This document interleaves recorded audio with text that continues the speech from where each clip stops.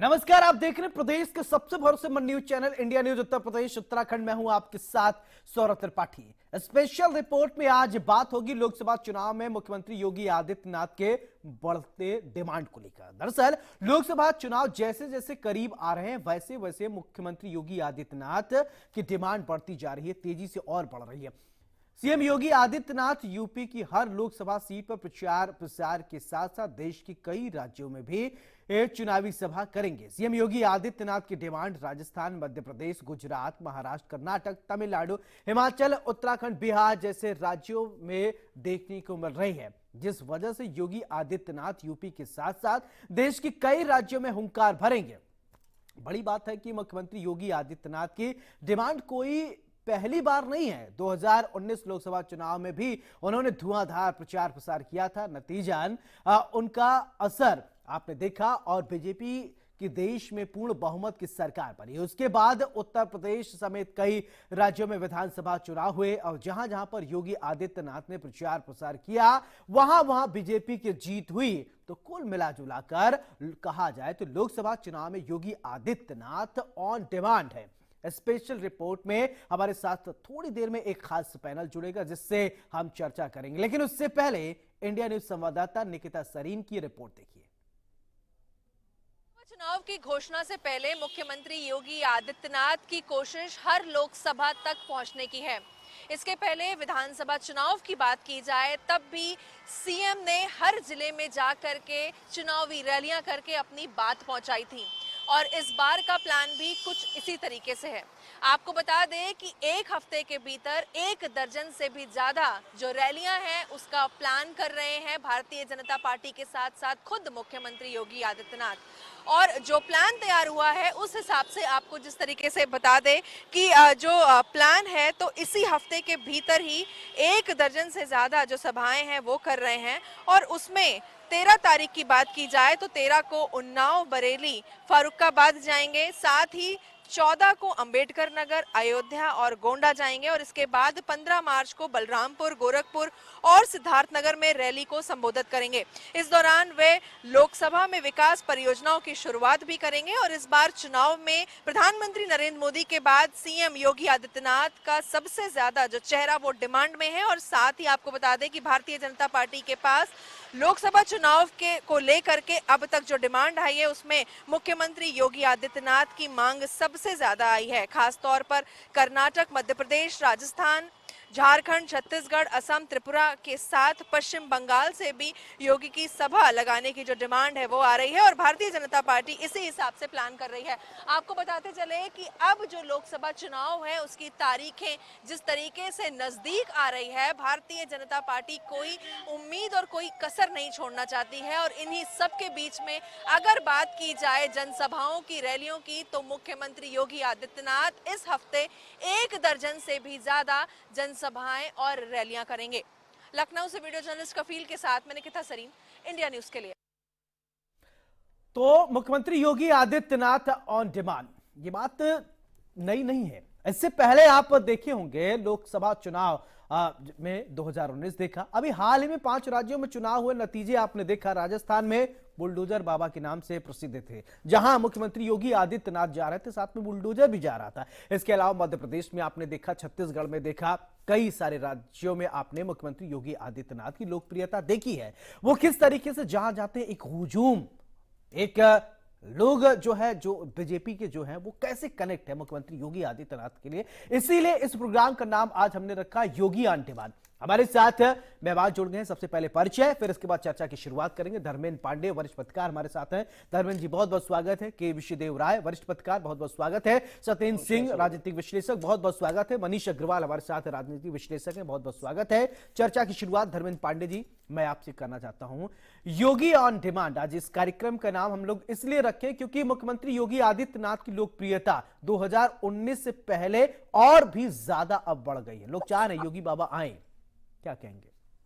देखिए, इसमें कोई संशय नहीं है और ये कहने में किसी तरह की हिचकिचाहट भी नहीं हो सकती है कि योगी आदित्यनाथ उत्तर प्रदेश के में जिस तरीके से लॉ एंड ऑर्डर को, कानून व्यवस्था को और साथ साथ विकास कार्यों को जिस तरीके से उत्तर प्रदेश में गति मिली, वो जो है पूरे भारत में एक उदाहरण बन के उभर रहा है।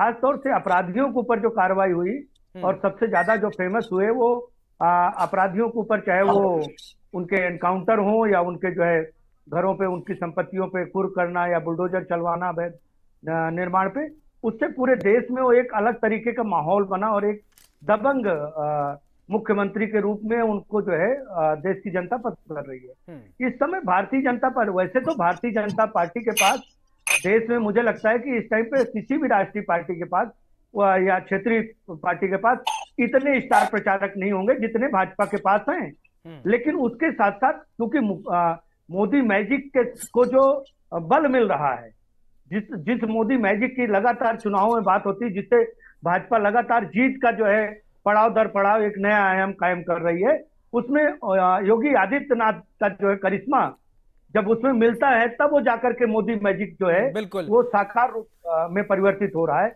ऐसा दिखाई पड़ रहा है। आप अगर देखेंगे पिछले इसी अभी जो है हुए हाल में हुए विधानसभा चुनाव में, तो उसमें भी दिखाई पड़ा है। ठीक है के विश्वदेव राव जी, अब बीजेपी के अभी देखिए मोदी मैजिक की बात कर रहे थे, लेकिन MY फैक्टर उत्तर प्रदेश में लगता है और, लेकिन यहां पर MY का मतलब अलग है, M for Modi, Y for Yogi, यानी योगी आदित्यनाथ की डिमांड जो है वो वास्तव में बहुत ज्यादा बढ़ी। आप क्या सोचते हैं? सौरभ भाई, बहुत सटीक आपने उदाहरण दिया है। MY फैक्टर, ये MY फैक्टर कहीं और प्रचलित हुआ करता था, आपने इसका बिल्कुल ही मरोड़ कर दिया, बिल्कुल ही उलट कर दिया इसको। मैं कुछ बातें बताना चाहूंगा सौरभ भाई कि योगी आदित्यनाथ क्यों इतने फेमस हो गए हैं इतने कम समय में, 6 साल के समय में। उसके पहले भी जब वो लोकसभा में MP थे, सांसद थे, तब भी वो बहुत प्रचारित होते थे। उनके भाषण की आज भी संज्ञा दी जाती है जो उन्होंने संसद में भाषण दिए हैं। उसका नाथ संप्रदाय जिससे वो आते हैं, जिसके वो पीठाधीश्वर हैं, वो पूरे भारत में और पूरे विश्व में कई जगह फैला हुआ है। खास तौर पर अगर प्रमुख राज्यों की अगर मैं बात करूं तो कर्नाटका, तमिलनाडु, महाराष्ट्र, छत्तीसगढ़, हिमाचल, राजस्थान, तमिलनाडु, मध्य प्रदेश, तेलंगाना, मिजोरम तक ये नाथ संप्रदाय के लोग हैं। वहां पर उनकी फॉलोइंग है, उनके नाम पे वोट पड़ते हैं, इसलिए स्टार प्रचारक वो बहुत बड़े हैं भारतीय जनता पार्टी के लिए। और दूसरी प्रमुख बात जो धर्मेंद्र भाई ने भी कही कि भाजपा के पास स्टार प्रचारकों की कमी नहीं है, लेकिन योगी आदित्यनाथ स्टार के VVIP प्रचारक हैं। प्रधानमंत्री नरेंद्र मोदी के बाद अगर किसी प्रचारक की नाम आता है तो मुख्यमंत्री योगी आदित्यनाथ का नाम आता है। और आपको एक छोटी सी घटनाक्रम बताऊं कि कर्नाटका में जहां 33 सीटों पे, और कई बाकी और राज्यों में तो किया, लेकिन कर्नाटका क्योंकि दक्षिण भारत में भाजपा का दखल बहुत कम है, कर्नाटका की 33 सीटों में से जहां उन्होंने प्रचार किया था असेंबली चुनाव में पिछली बार, वहां ज्यादातर सीटें भाजपा जीतती है। तो इसी से आप अंदाज लगा सकते हैं कि योगी आदित्यनाथ क्यों नंबर 1 स्टार प्रचारक हो रहे हैं भारतीय जनता पार्टी। सत्येंद्र जी, आप क्या सोचते हैं कि वास्तव में जो MY फैक्टर की अभी हम बात कर रहे थे या योगी ऑन डिमांड हम कह रहे हैं, वास्तव में आपको लगता है कि बाबा जहां जाएंगे वहां कमल खिलने की संख्या जो है उसमें बढ़ोतरी होगी? देखिए, ये बिल्कुल अगर आप पूरे स्टैटिस्टिक्स को खंगाल के देखेंगे तो ये बिल्कुल स्पष्ट होता है कि जहां जहां पे मोदी जी जाते हैं वहां के आसपास के पूरे एरियाज में एक बहुत अच्छा मोमेंटम क्रिएट होता है। जो रिपल इफेक्ट है इस तरह के प्रचारकों का, वो हमेशा भाजपा को उसका एक लाभ मिलता हुआ दिखाई दिया है। ये आपको पूरे डेटा है, अगर आप उसको कभी एनालाइज करें तो बिल्कुल समझ में आता है। योगी आदित्यनाथ जो है आज की तारीख में एक हिंदुत्व के चेहरे से वो कहीं आगे बढ़े थे, और आज की तारीख में अगर हम देखें तो लॉ एंड ऑर्डर की, जैसे अभी धर्मेंद्र जी ने बात करी, बहुत सही बात है कि लॉ एंड ऑर्डर को जिस हिसाब से उन्होंने संभाला है, और साथ ही साथ में जो विकास के सारे मॉडल्स को लेके आगे आए हैं, जिसमें यहाँ पर स्टार्टअप है, इन्वेस्टर समिट है, बाकी चीजें हैं। हालांकि उसका अभी धरातल पे आने में बहुत ज्यादा फर्क होगा, अभी इंतजार करना पड़ेगा। लेकिन एक बार ये है कि जब कार्यकर्ताओं के समक्ष वो जाते हैं, जब उनके पूरे जो ग्राउंड लेवल और बूथ लेवल के कार्यकर्ता है, जब वो जनता को वहां पे इकट्ठा करते हैं और फिर उसके बाद में जब ये अपना प्रचार करते हैं, जब अपनी बातों को रखते हैं, तो जिस बुलंदी के साथ और जिस आत्मविश्वास के साथ रखते हैं, वो एक बहुत ही अच्छा एक लोगों को संबल देता है और उसका इम्पैक्ट डेफिनेटली वहां पे दिखता है। मनीष अग्रवाल जी, आपका क्या ठीक है सर, मनीष अग्रवाल जी आपका क्या विश्लेषण है? सौरभ जी, देखिए, अभी सारे को पैनलिस्ट बोल रहे थे कि महाराज जी की छवि, योगी आदित्यनाथ जी की छवि एक बुलडोजर बाबा के रूप में, लॉ एंड ऑर्डर के रूप में लेकिन मैं आपको एक दूसरे पहलू का जिक्र करना चाहूंगा जो महाराज जी के बारे में कम जिक्र होता है, योगी नॉमिक्स का। योगी जी ने आके जो आर्थिक व्यवस्था की स्टडी करी है, जो 5 साल में बैकग्राउंड बनाया इंफ्रास्ट्रक्चर का, रोड्स का, ट्रांसपोर्ट्स का, एविएशन का, वो मुझे लगता है असाधारण काम है यूपी के लिए। पहले यूपी की इन्वेस्टर समिट जो थी, उसकी इन्वेस्टर समिट दिल्ली में होती थी, अगर आपको याद हो, समाजवादी पार्टी के कार्यकाल में। लेकिन अब यूपी में इतना निवेश आ रहा है, इतनी बड़ी ग्राउंड ब्रेकिंग सेरेमनी हुई है जितना निवेश और राज्यों में नहीं आता है। तो ये योगी जी की एक दूसरी छवि है, ये अनछुआ पहलू है जो कम डिस्कशन में आता है।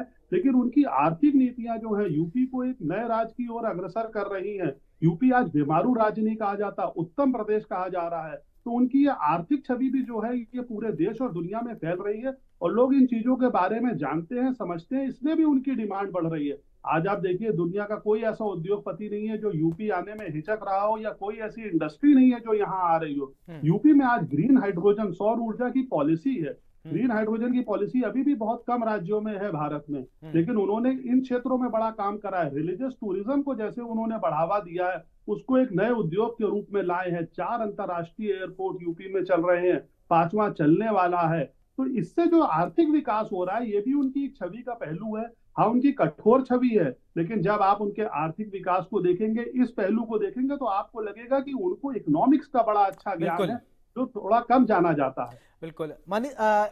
धर्मेंद्र जी, अभी आप मनीष जी को सुन रहे थे, उन्होंने इकोनॉमिक्स शब्द को थोड़ा सा योगिनॉमिक्स से जोड़ दिया। क्या आप एक नया शब्द को जो है इजाद कर दिया? यानी जो बाबा की बात करें तो महाराष्ट्र के हम पहले इकोनॉमिक्स को लेकर बात करते थे, सबसे ज्यादा निवेशक वहीं आते थे, लेकिन उत्तर प्रदेश को बीमारू राज्य से निकालकर विकास की गाड़ी को आगे बढ़ाने में कितनी महती भूमिका आप देख पा रहे हैं?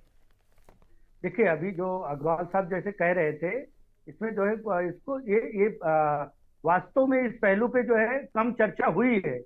लेकिन चूंकि ये पहलू जो है, जो आज आर्थिक रूप से जो उत्तर प्रदेश में जो है व्यापार या निवेश बढ़ा है, उसके पीछे सबसे बड़ा जो कारण है वो एक इंश्योरेंस है, एक सिक्योरिटी है, जो हर व्यापारी को, हर इन्वेस्टर को चाहिए होता है। पहले एक तो अस्थायित्व तो नहीं होता था, 5 साल की सरकार आई, 5 साल बाद दूसरी आ जाएगी, या उससे पहले आया गया राम की जो सरकारें होती थी। तो उसमें क्या है कि आज किसी सरकार से कोई समझौता किया, आने वाले दिन में वो प्रोजेक्ट रुक जाते थे।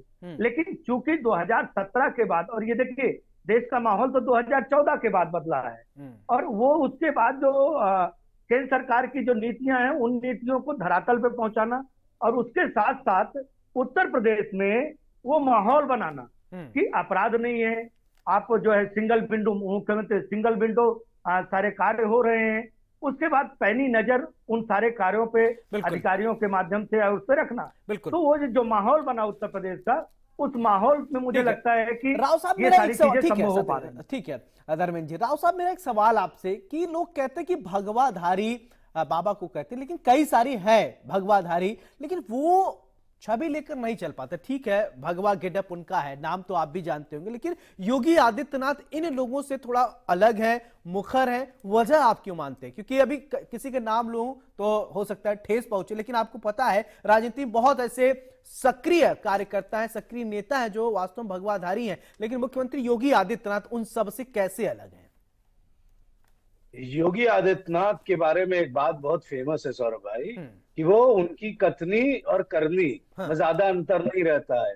मैं पिछले 20 साल से उनको देख रहा हूँ, 2 दशक से ऊपर से मैं उनको राजनीतिक तौर पे देख रहा हूँ, और मैं कह सकता हूँ इस बार जब उत्तर प्रदेश के मुख्यमंत्री बने, तो कितने मुख्यमंत्री हम लोगों ने देखे हैं जो नोएडा गए, और उसके बाद नोएडा का भ्रम तोड़ने वाले कितने मुख्यमंत्री बने।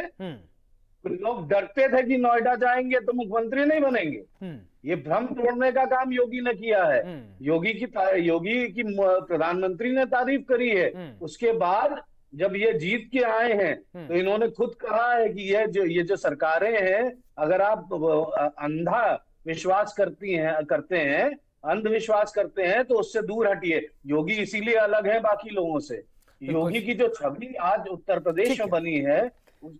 ठीक है सत्येंद्र जी, फाइनल कमेंट।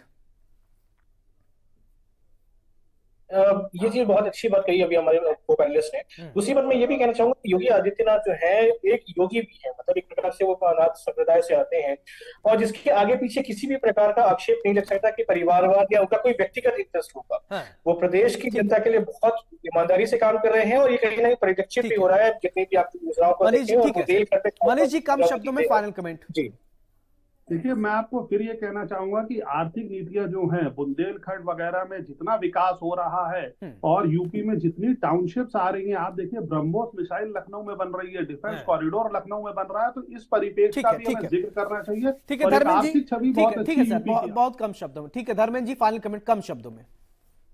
इसमें कोई दो राय नहीं है। योगी आदित्यनाथ जी वो इस टाइम पे देश में सबसे लोकप्रिय मुख्यमंत्री के रूप में जाने जाते हैं और भाजपा के बड़े नेता हैं और क्योंकि स्पष्ट बोलते हैं इसलिए उनकी डिमांड स्पष्टवादिता। ठीक है धर्मेंद्र जी, बहुत बहुत शुक्रिया आपका। के विशुदेव राव साहब बहुत बहुत शुक्रिया। सत्येंद्र सिंह जी बहुत बहुत शुक्रिया। मनीष अग्रवाल जी आपका भी बहुत बहुत शुक्रिया।